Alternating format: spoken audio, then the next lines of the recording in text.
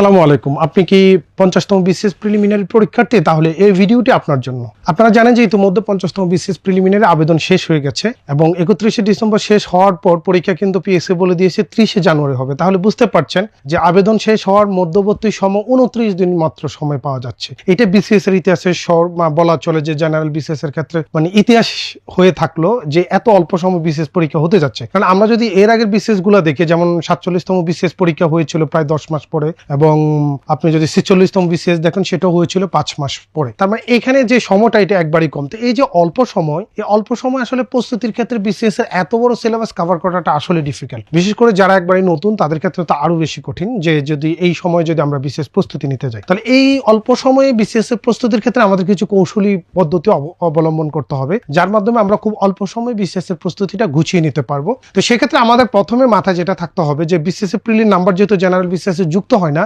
সেক্ষেত্রে আমরা বিসিএস এর প্রিলিতে ১৮০-৯০ আমাদের মাথা আসার দরকার নেই।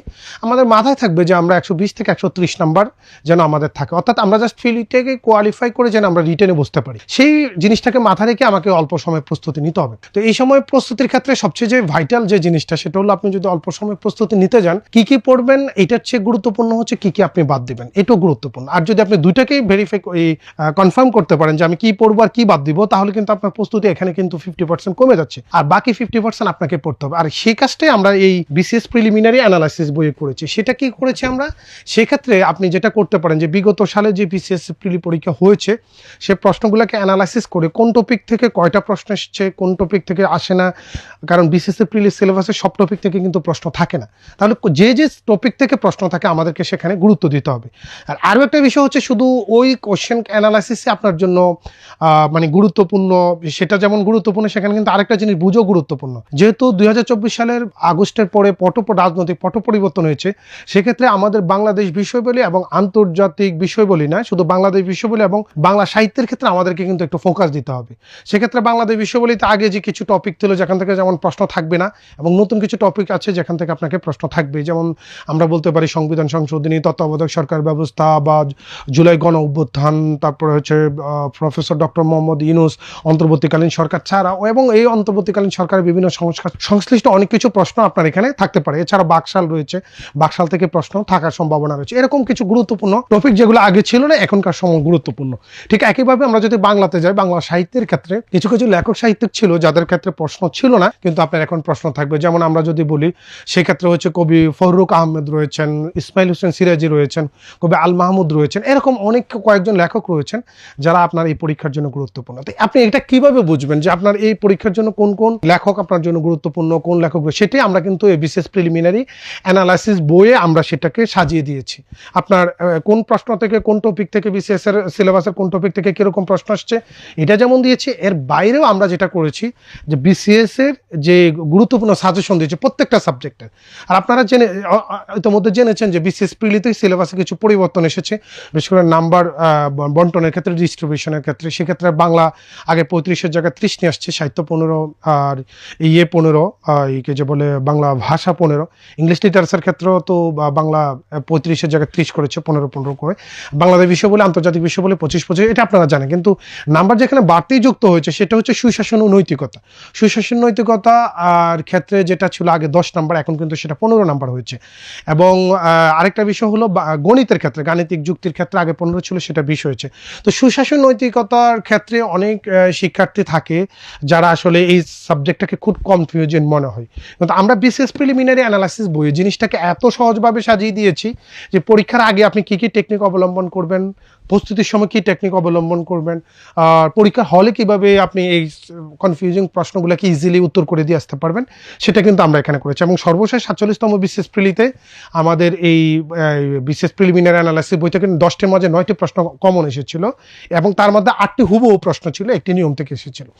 তো আপনি যদি ১৫ নম্বরের সুশাসন নৈতিকতা নিয়ে কনফিউশন থাকেন, সেটাও কিন্তু আপনার, যেহেতু এটা একটা কনফিউজিং সাবজেক্ট, সেই সাবজেক্টটা কিন্তু আপনার ইজিলি আমাদের অল্প সময়ে আপনার বিসিএস প্রিলিমিনারি অ্যানালাইসিস আপনাকে হেল্প করবে। এবং ঠিক একইভাবে আমরা যে মানসিক দক্ষতার ক্ষেত্রে যদি বলি, সে 15 নম্বরের প্রস্তুতি আপনি চাইলে একদিনও নিতে পারেন।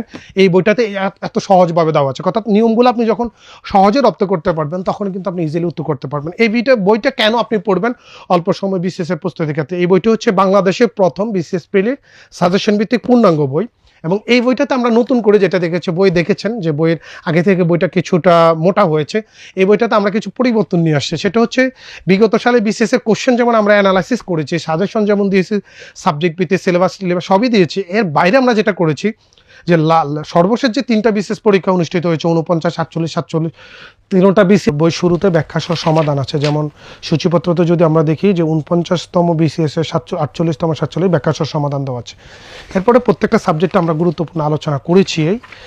এরপরে এই যে বইয়ের 46 থেকে 10ম বিসিএস এর বিষয়ভিত্তিক আমরা একদম পূর্ণাঙ্গ সমাধান দিয়েছি এই যে বই শেষে, এবং মডেল টেস্ট দিয়েছে 2টা মডেল টেস্ট একদম সর্বশেষ ইয়ের আদলে, সে বিসিএস এর আদলে দিয়েছি আমরা।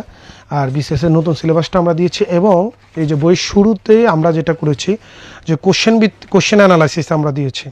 যেমন বাংলার ভাষার ক্ষেত্রে বাংলা বানানো, বাক্য শুদ্ধিতে কী ধরনের কয়টা প্রশ্ন আসছে, 35 নতুন সিলেবাস থেকে সর্বশেষ পর্যন্ত, 35 থেকে সর্বশেষ, এরকম বাংলা সাহিত্যের ক্ষেত্রেও তাই করেছি। এরকম প্রত্যেকটা সাবজেক্টের ক্ষেত্রে, যেমন ইংলিশ লিটারেচারে আমরা করেছি যে ইংলিশ লিটারেচার কোন রাইটার থেকে সাজেশন দিয়েছি, এই যে সাজেশন এরকম। এবং ইংলিশ বাংলাদেশ সাধারণ জ্ঞানও আমরা করেছি যে কোন টপিক থেকে কয়টা প্রশ্ন আসছে, যেমন বাংলাদেশ বিষয়াবলী, আন্তর্জাতিক বিষয়াবলী। এরপরে আমরা সাজেশন দিয়েছি প্রত্যেকটা সাবজেক্টের আলাদা, যেমন হচ্ছে বাংলা সাজেশন, ইংরেজি সাজেশন, তারপরে হলো সাজেশন আন্তর্জাতিক, এরকম গণিতিক যুক্তি, সাধারণ বিজ্ঞান, কম্পিউটার, ভূগোল, নৈতিকতা, মূল্যবোধ, সুশাসন, এরকম আমরা সাজেশন দিয়েছি। আর তার মানে বইটি একদম গুরুত্বপূর্ণ যত কিছু আলোচনা আছে তাই, এবং বইটিতে আমরা সর্বশেষ সাম্প্রতিক সাধারণ জ্ঞানে এখানে অন্তর্ভুক্ত করেছি। এবং বইয়ের আপনারা শেষের দিকে দেখতে পাবেন যে বিষয়ভিত্তিক আমরা আলাদা করে একদম 46তম বিসিএস থেকে শুরু করে 10ম বিসিএস পর্যন্ত প্রশ্ন সমাধান দিয়েছি বিষয়ভিত্তিক। তাহলে আপনার জন্য আলাদাভাবে প্রশ্ন ব্যাংক পড়তে হচ্ছে না, এবং আপনি যেহেতু এটা বিষয়ভিত্তিক করে সর্ট আউট করে দেওয়া, আপনি অল্প সময়ে প্রস্তুতিটা গুছিয়ে নিতে পারেন। বিসিএস এর প্রশ্নগুলোকে আমরা সর্ট আউট করেছি। তো 46 থেকে 10 বিসিএস এর প্রশ্ন সমাধান আপনি বই শেষে পাবেন, এবং বই শুরুতে আপনি 49 থেকে 47তম বিসিএস পর্যন্ত একদম ব্যাখ্যা সহ সমাধান পাবেন। এছাড়া প্রত্যেকটা সাবজেক্টের যত গুরুত্বপূর্ণ টপিক আপনি আছে এই বইটাতে আমরা অল্প সময় গুছিয়ে পড়ার জন্য সাজেশন আকারে দিয়েছি। যেহেতু বইটা সাজেশন আকারে, নোট আকারে দেওয়া, আপনি পড়লে মনে হবে আপনি হ্যান্ড নোট পড়ছেন, সেই জন্য আপনি খুব অল্প সময়ে বিসিএস এর প্রস্তুতিটা গুছিয়ে নিতে পারবেন। এবং বইটাতে সাম্প্রতিক সাধারণ জ্ঞানও অন্তর্ভুক্ত করা হয়েছে। এবং সর্বশেষ বিসিএস এর একদম পূর্ণাঙ্গ বিষয়ভিত্তিক আমরা 200 নাম্বারের 2টি মডেল টেস্ট দিয়েছি। মডেল টেস্টগুলো পড়লে আপনি বুঝতে পারবেন যে মডেল টেস্টগুলো কতটা স্ট্যান্ডার্ড। এবং আমরা একদম সর্বশেষ বিসিএস এর প্রিলির যে সিলেবাস 50-এর নতুন সিলেবাসের আলোকে আমরা করেছি। তো আপনারা অল্প সময়ে বিসিএস এর প্রিলির জন্য কি পড়বেন আর কি বাদ দিবেন, এই টেনশনে যদি আপনি থাকেন, তাহলে আমি মনে করি যে বিসিএস প্রিলিমিনারি অ্যানালাইসিস বইটির উপর ছেড়ে দিতে পারেন। এবং এই বইটা আপনাকে অল্প সময়ে আপনার বিসিএস প্রস্তুতি গুছিয়ে নিতে অনেক বেশি সহায়ক হবে। এই বিসিএস প্রিলিমিনারি অ্যানালাইসিস বইটি আপনি ঘরে বসে সহজেই ক্যাশ অন এবং হোম ডেলিভারি সুবিধা সহ অর্ডার করতে মেসেজ করুন আমাদের হোয়াটসঅ্যাপে। ধন্যবাদ।